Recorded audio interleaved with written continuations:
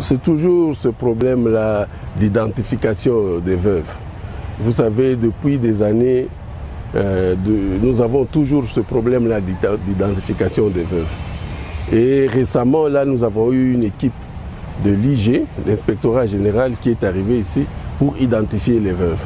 Mais malheureusement, c'est chaque fois qu'ils passent ici que nous avons après des retombées comme celle-là. Et vous savez que nous sommes dans une zone opérationnelle. Nous sommes dans une zone opérationnelle, on ne peut pas venir nous distraire, on ne peut pas venir nous affaiblir avec ce genre de problème-là. On ne peut pas être dans une armée, chaque jour on a toujours les mêmes problèmes. J'étais ici, j'avais dénoncé devant le chef de l'État, commandant suprême, la première fois qu'il est arrivé ici.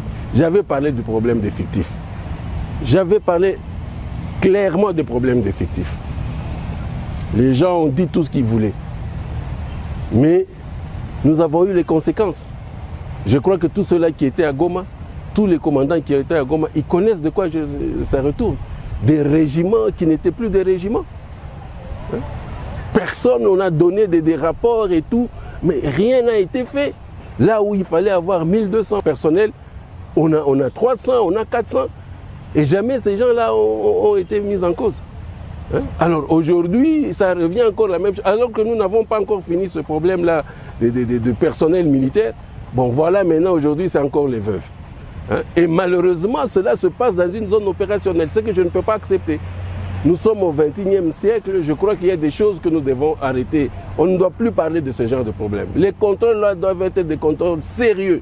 Et le contrôle, si le contrôle est sérieux, on va voir le résultat. Un militaire qui est au front, comme maintenant là, nos militaires sont en train de combattre là, le CRP M23, la milice de Thomas Lubanga, qui est, n'est-ce pas, allié au M23. Nos militaires sont en train de mourir. Mais s'il y a un militaire qui est devant l'ennemi, il apprend que les veuves ne sont pas payées. Pourquoi est-ce que ce militaire-là va se sacrifier? Il va dire le jour où je vais mourir, ça sera la même chose pour mes enfants. Ça touche vraiment au moral militaire. Ça touche au moral de ces combattants, de ces hommes-là qui sont vraiment à la ligne de front.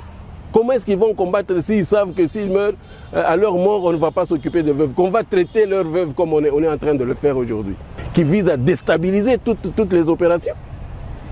Ça vise à déstabiliser. Moi, j'ai eu l'information depuis le matin que ces femmes allaient se pavaner sans habits dans la ville. Imaginez-vous qu'elles aient fait ça, qu'elles le fassent maintenant. Vous pouvez vous imaginer les conséquences? Alors que moi, en tant que commandant des opérations, je ne suis pas dans cette chaîne. Aujourd'hui, les militaires mangent 15 jours. Les vivres pendant 15 jours. Mais allez au ministère demander combien d'argent on est en train de donner pour les vivres. Aujourd'hui, les fonds, je ne sais pas moi, quadruplés ou je ne sais pas, les militaires doivent manger 3 fois. Mais quand ils ne mangent pas, et surtout ici au front, on pense que c'est qui? On pense que c'est moi. Quand les militaires ne sont pas payés, les gens, le commun de mortels pensent que c'est le gouverneur. Alors que je ne suis pas dans cette chaîne-là. Moi, je suis là pour les opérations. C'est vrai, je représente l'armée ici. Mais moi, je suis là pour la chaîne, la mise en œuvre. Et la mise en œuvre, c'est le combat. C'est tout, la guerre. Et l'autre chaîne, la logistique et l'administration, ça c'est à la région militaire et ainsi de suite.